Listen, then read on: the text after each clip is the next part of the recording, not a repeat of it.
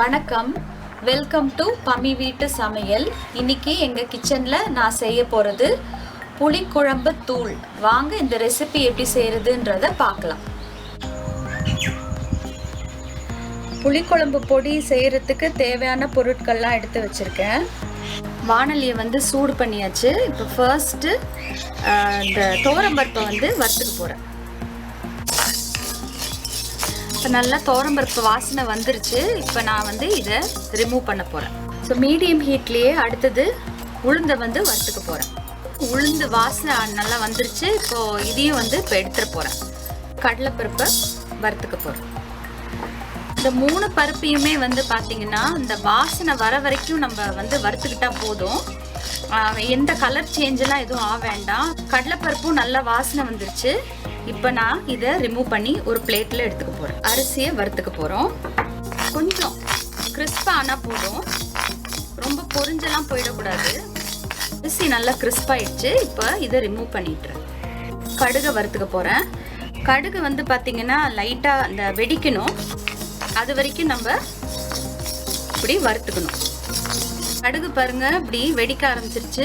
So இப்போ கடுகையும் நான் எடுத்துட போகிறேன். மிளகை வறுக்க போகிறேன். நல்லா அந்த மிளகு வாசனை வரணும். அப்புறம் அந்த சுருங்கி போன மாதிரி இருந்துச்சு இல்லையா முதல்ல, இப்போ நல்லா வறுத்ததுக்கு அப்புறமா லைட்டாக கொஞ்சம் முழு நான மாதிரி இருக்கு. இது வறுத்தாச்சு. இப்போ இதையும் நான் ரிமூவ் பண்ணிக்க போறேன். சீரகத்தை வறுத்துக்க போறோம். சீரகம் ரொம்ப சீக்கிரமா பொரிஞ்சிரும். கண்டினியூஸா கைவிடாம இப்படி நம்ம வறுத்துக்கணும். சீக்கிரமாவே இது எடுத்துடலாம். கசகசாவை வறுத்துக்க போறோம். கசகசா பொரிய தொடங்கிடுச்சு. ரிமூவ் பண்ணிக்க போறேன். வெந்தயத்தை வறுத்துக்க போறேன். வெந்தய வாசனை வந்துருச்சு. நல்லா வெந்தயம் வறுபட்டுருச்சு. இப்போ நம்ம இதையும் ரிமூவ் பண்ணிக்கலாம். வர கொத்தமல்லியை வறுத்துக்கலாம். நல்லா கொத்தமல்லி வாசனை வந்துருச்சு. இப்போ இதை ரிமூவ் பண்ண போறேன். அடுத்தது வரமிளகாவை வறுத்துக்க போறோம். வரமிளகா நல்லா கிறிஸ்பா மொடன்னு ஆகணும். ஸோ இப்போ வரமிளகா நல்லா ரெடி ஆயிடுச்சு. ஃபைனலாக கருவேப்பிலை ஆட் பண்ண போறேன். கருவேப்பிலையை நல்லா சருகா வறுத்தாச்சு. நம்ம இதோட கூட இந்த எடுத்து வச்சிருந்த அந்த விரலி மஞ்சளை நான் இப்படி கொஞ்சம் நசுக்கி ரெடியாக எடுத்து வச்சிருக்கேன். ஸோ இதை இது கூட சேர்த்து ஆட் பண்ண போகிறேன். கொஞ்சம் கல் உப்பும் வச்சு அரைக்க போகிறேன்.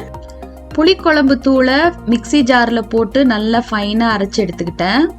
புளிக்குழம்பு தூளை ஒரு க்ளீன் ஏர்டைட் கண்டெய்னரில் போட்டு வச்சிருக்கிறேன்.